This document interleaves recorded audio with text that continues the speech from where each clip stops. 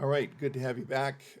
Today we're talking about arpeggios again. We just finished a video talking about the foundational theoretical concepts. I shouldn't really use the word theory because it's not theory. It's actually the what we use as our language on a daily basis as guitar players and musicians. But at least the foundational aspects of what it is to build an arpeggio. Where do they come from?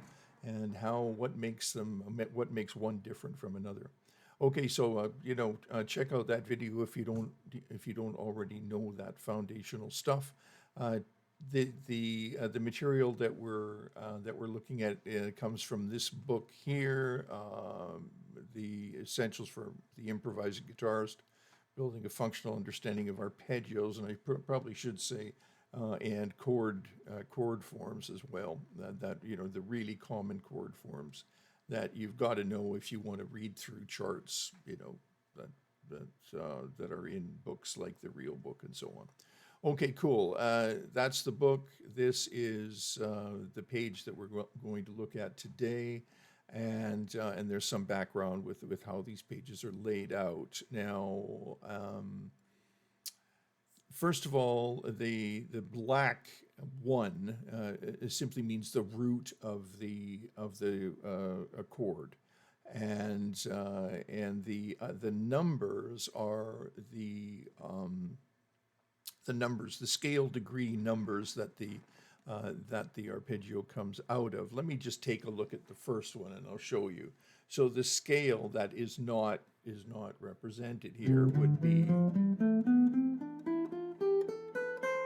right, just the C major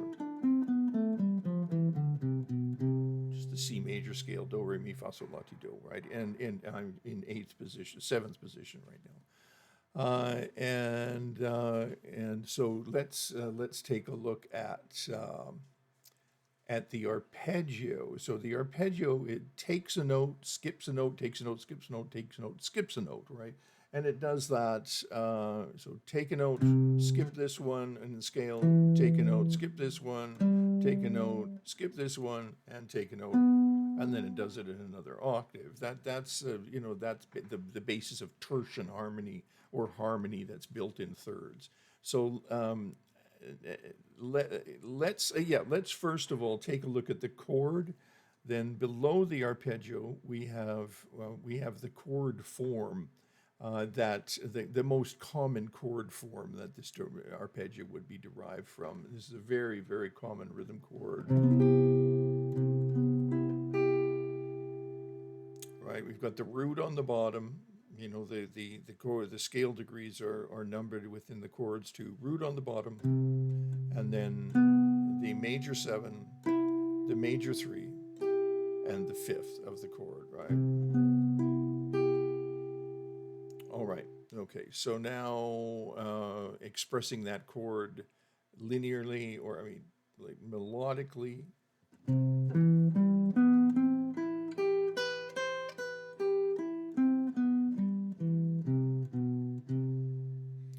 This arpeggio all the notes fall directly underneath your fingers. Always use your baby finger and the scale that's underneath that.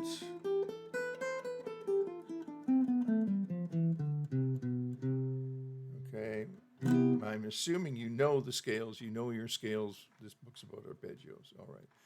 And so now you want to put the arpeggio and the chord together. They are intrinsically associated, right? So we'll get back to that later when we talk about how to practice these. Okay, and the next arpeggio and chord form. Let's start with the chord form down here.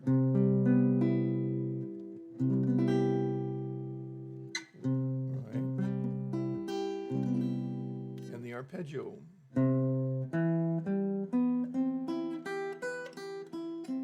I've again.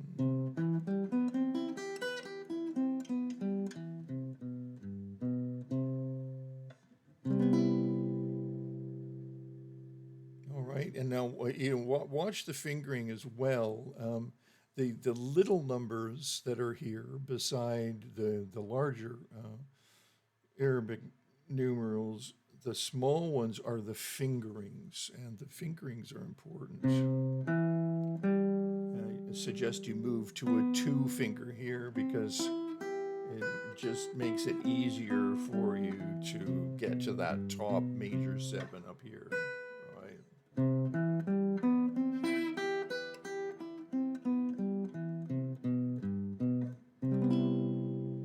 And that that arpeggio expresses this chord, important. And then the next one, open position chord. You don't want to forget your open position, and the open position arpeggio. Like right now, it's open position, but we're going to close that up pretty soon too.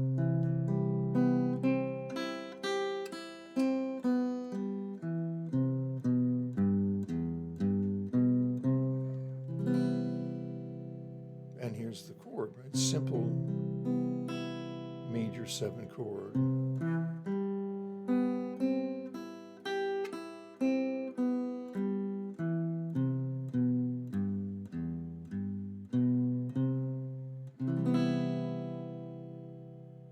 All right.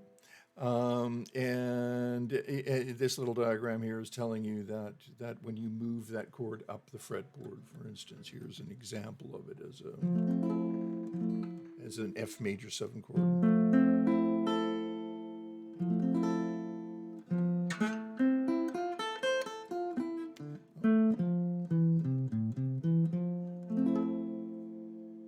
Right.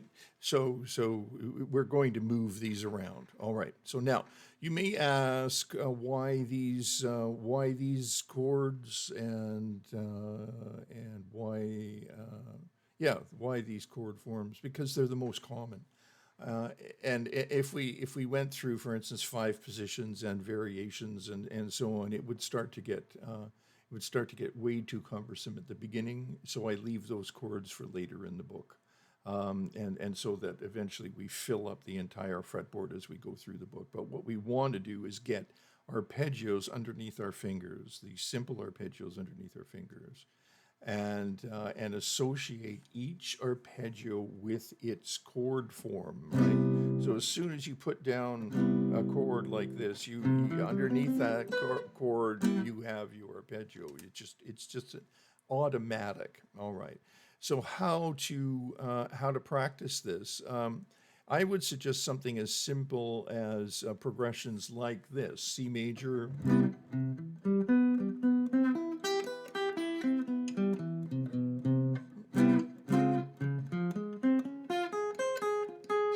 you get the idea. You can make up, and I'm not in time right now.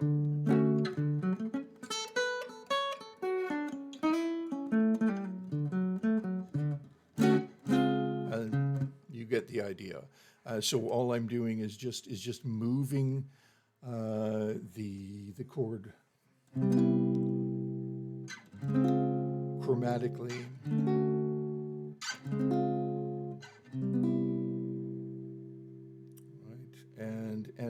With not really using a straight 4/4 time, just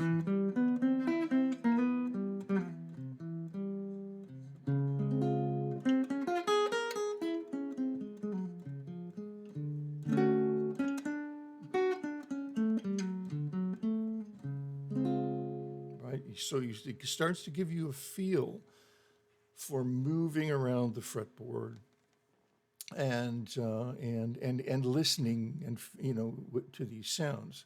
Now there's a 5 underneath each one of these chords. You may be wondering what that 5 is about. It's because I'm using the root on 5th string chord form, the naming note. In other words, this is a root on 5th string chord. The naming note is on the 5th string, right? But when we move here to this exercise 3, I've got a sixth at the bottom, a six at the bottom because the root is on the sixth string, right? Like we did up here as a C. Up here, that chord is a C, but if I move it down to here, my root is on the bottom string, and so it's a G. Here it would be an A. Right here it would be a B. And think of these chords as movable. Think of the arpeggios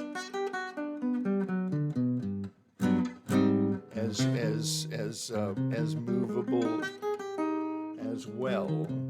They move along with the chord. So we have a root on fifth string chord.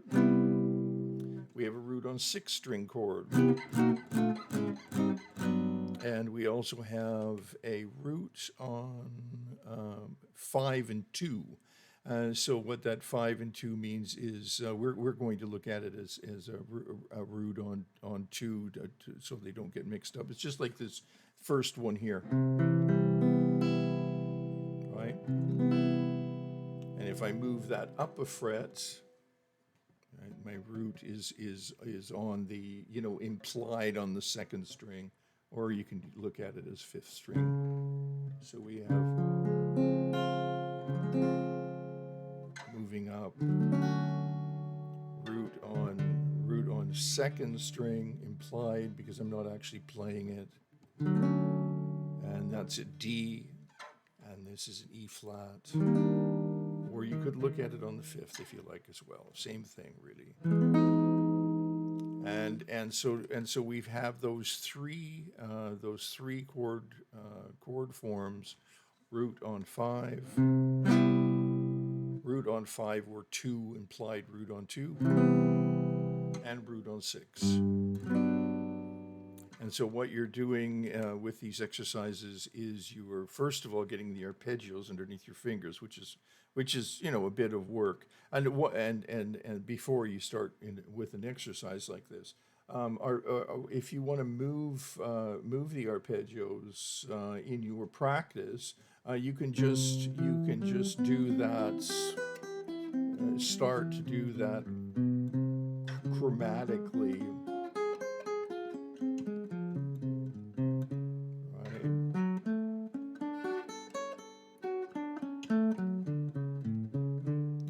Just up and down the fretboard chromatically. Each time I would suggest you name the arpeggio. Now you may ask, how do I practice arpeggios? And I'm going to pretend you just asked me that. With great accuracy and care, and don't expect an arpeggio to sit in your muscle memory after you've played it 10 times, because it won't. There are certain numbers that you need to play in order to get these things to stick in your head and in your fingers. So, I would say to begin with, start by taking one form and playing it 10 to 20 times. Clean. Don't make any mistakes. As soon as you start making mistakes, what's going to end up happening is those mistakes are going to pop up over and over and over again, like a disease. So please don't rush through this stuff. Take one arpeggio, do it really, really slowly and accurately and perfectly. Perfect practice gives you perfect results. And work your way up to doing these, I would say, 30 to 50 times each. Now, that doesn't even mean that, you do it 30 to 50 times and you're going to have it for the rest of your life. Like, you won't have to practice it for 10 years and you'll still have it. No, that means that get used to a routine that's one of repetition, clean, perfect repetition. And then you'll have these things underneath your fingers to use for the rest of your life, but really, nail them perfectly. These are the elements that make up music. So you can't mess You can't mess with them, and you have to know them backwards and forwards, especially if you want to improvise, right? And that's what we're talking about. You know, the book says for the improvising guitar player. That means for the guitar player that wants to solo over a number of different genres, and this stuff works in all of those genres. So to recap, the page looks like this. It's a little on the dense side. Always be aware of where your roots are. And also, as far as the chords are concerned, the same thing. This is a root on sixth string chord. This is a root on fifth string chord, and this is a root on either five string or string two, right? Uh, and uh, and that will help you to name the chords as you move them around the fretboard. And the scale and the chord should be intrinsically, locked together. They should dovetail together. The arpeggio and the chord. Uh, they're really one and the same thing. The arpeggio is just a melodic representation of the chord, and so they're married, right? So make sure that when you play a chord, any chord you play should have an arpeggio underneath it, or its related scale as well. But again, we're speaking about arpeggios today.